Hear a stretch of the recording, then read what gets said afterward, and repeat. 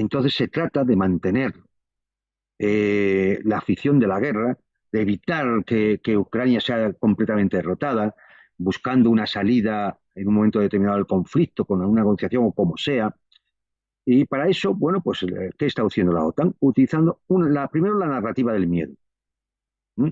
La amenaza de la Rusia expansionista, que cuando acabe con Ucrania va a seguir con Moldavia y con Polonia y con los Bálticos, y después irá por Austria y Alemania, llegará, entrará en París, y lo tendremos en los Pirineos, y desfilando por Oropesa, como dijo una famosa noticia de un diario español, ¿no? Cuando en vez de decir Odessa, dijo las tropas rusas se dirigen hacia Oropesa. ¿Mm? Bueno, pues claro, esa es la narrativa del miedo, convencer a la opinión pública europea del miedo a la amenaza rusa.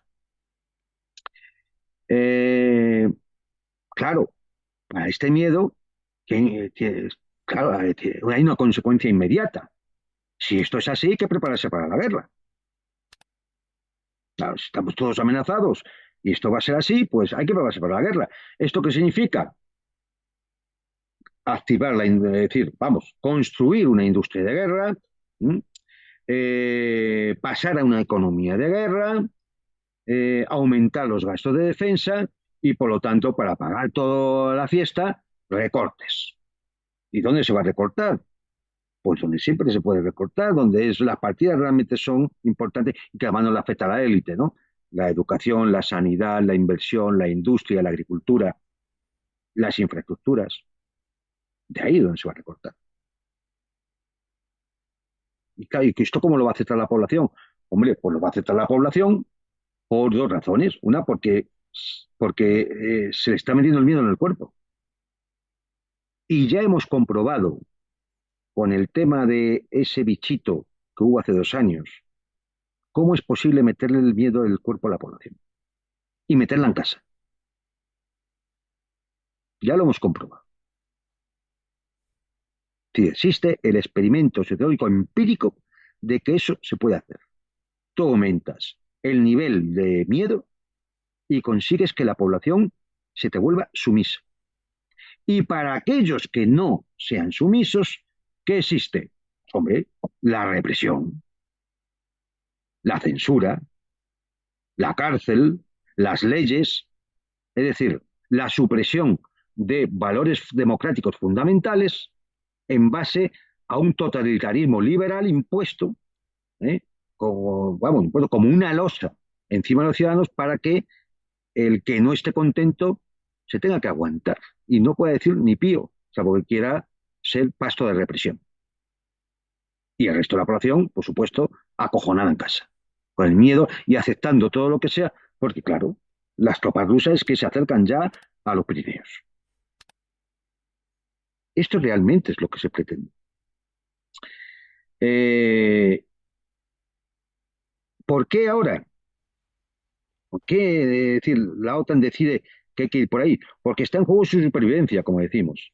Pero además, porque está en unos niveles mínimos para garantizar la propia defensa del espacio OTAN. Lo he comentado antes, es decir, en cuanto a los sistemas de armas, municionamiento y demás, en niveles mínimos. Pero además está en niveles mínimos de capacidad de movilización. ¿M? Hay encuestas, y se pueden ver, se entra en Google y se pueden ver, buscar encuestas, de que quitando Polonia y los nórdicos, los niveles de disposición de la población europea para combatir una guerra están por debajo del 30 y del 25%, en algunos países del 10 y del 15%. Con eso no se puede hacer nada, ¿eh? Menos una guerra convencional de desgaste larga que puede significar pérdidas demográficas importantes. Vamos, pensar en una guerra como la Segunda Guerra Mundial, imposible, ¿no? Eh, Ahora mismo la OTAN tiene una una ausencia de capacidad industrial de producción, lo hemos visto. ¿Mm? Tiene una logística deficiente, por eso están viendo a ver cómo organizar rutas, carreteras y ferrocarriles para poder trasladar tropas de un lado a otro de Europa en el menor tiempo posible, porque ahora mismo no existe. La necesidad de un servicio militar obligatorio para movilizar a la población. Todo esto, claro, implica aumento de los gastos de defensa, como he dicho antes. ¿Y esto cómo se va a afrontar? Pues con recortes, con deuda, deuda ya no que vamos a pagar nosotros, que van a pagar nuestros hijos y nuestros nietos, deudas a futuro. Y reprimiendo la oposición social que pueda surgir, que va a ser, por un lado, la de la población propia, que no está dispuesta a ir a una guerra por los intereses de no se sabe quién, ¿no? Y por supuesto, no pueden contar para esa movilización con las poblaciones venidas a Europa de otras zonas del mundo, que no creo que estén dispuestas a dar su vida por defender a Zelensky, a Stoltenberg ni a Biden. Me estoy refiriendo, por ejemplo, a las poblaciones magrebíes o afroafricanas, o turcas, además, que han venido a trabajar a Europa, que están en Europa, o simplemente sudamericanas. Es que yo no me veo un ecuatoriano diciendo, pues ahora me han movilizado, voy a luchar contra los rusos. Es que es demencial. Con lo cual la OTAN lo tiene muy difícil y aunque ellos calibran que ese choque con Rusia podría producirse dentro de 3 o 5 años, ellos ponen la maquinaria en juego ahora porque, claro, queda poco tiempo. Si pensar en eso de 3 a 5 años, queda poco tiempo, ¿no? Y los analistas entran en que o se empieza ya, o no, pues no se llega.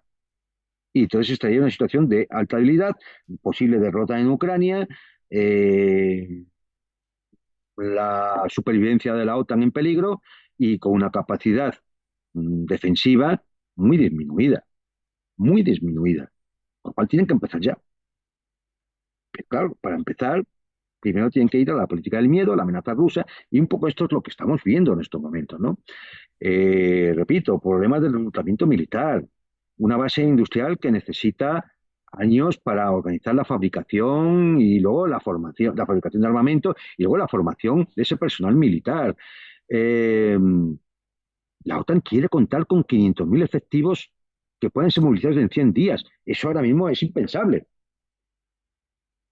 Ellos entienden que necesitan 500.000 efectivos que se van a movilizar en 100 días para poder acometer una ofensiva rusa sobre Europa. Eso ahora mismo es impensable.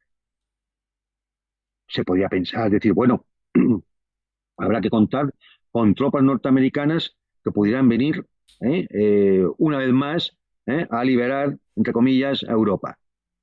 Claro, pero es que también hay un problema logístico de poder trasladar esas tropas. No se trata de ir trayendo soldados de 400 en 400 en aviones. ¿Mm? Entre otras cosas porque seguramente los aviones de largo alcance rusos actuarían en el Atlántico y los submarinos rusos actuarían en el Atlántico. Y esto ya lo hemos visto. Es decir, ¿qué capacidad podría tener en 100 días Estados Unidos de poder trasladar 200 o 300.000 efectivos? Es decir, y luego además existe otro peligro. Y ese otro peligro se llama Donald Trump, que si gana las elecciones, ¿qué va a hacer? Muchos dicen que el Estado profundo no le dejará posiblemente abandonar a la OTAN, pero sí que ya ha dicho que él no actuará si los países de la OTAN no suben un mínimo de gasto de defensa a un 3% del PIB. Para hacernos una idea, en España creo que estamos en 1,6% del PIB. Esto significa duplicar en muchos países, casi todo, porque quitando 4 o 5 que están en el 2, del resto, significa duplicar los gastos de defensa. ¿De dónde? Volvemos a la deuda y a los recortes. Socialmente eso va a ser asumible. Las poblaciones europeas lo van a aguantar, van a admitirlo. Es decir, somos ya tan ovejunos y tan cobardes que vamos a admitir que el poder nos imponga eso. O llega el momento ya de decir, bueno, ya, hasta aquí hemos llegado. Para evitar esa contestación social, es por lo que yo creo que van a recurrir al miedo, al permanente miedo de la amenaza rusa, de la amenaza de acabar en la guerra nuclear, Rusia no se va a detener, etcétera, etcétera, etcétera.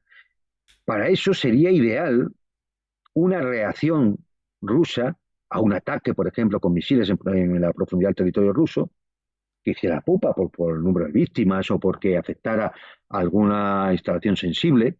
¿eh? Entonces la reacción rusa fuera llena de ira y entonces ante el mundo mundial, es decir, ante Europa, pudiera decirse, veis, mirad, la amenaza rusa. Ahí está, materializada. Yo qué sé, pues por ejemplo, porque lanzaran un arma nuclear táctica sobre una base, sobre la base polaca, de donde está, se concentra toda la ayuda militar occidental. De ahí vienen las provocaciones. De ahí viene el envío de ese tipo de armas que no significan ningún cambio en el teatro de operaciones militares, buscando esa conflictividad, esa escalada.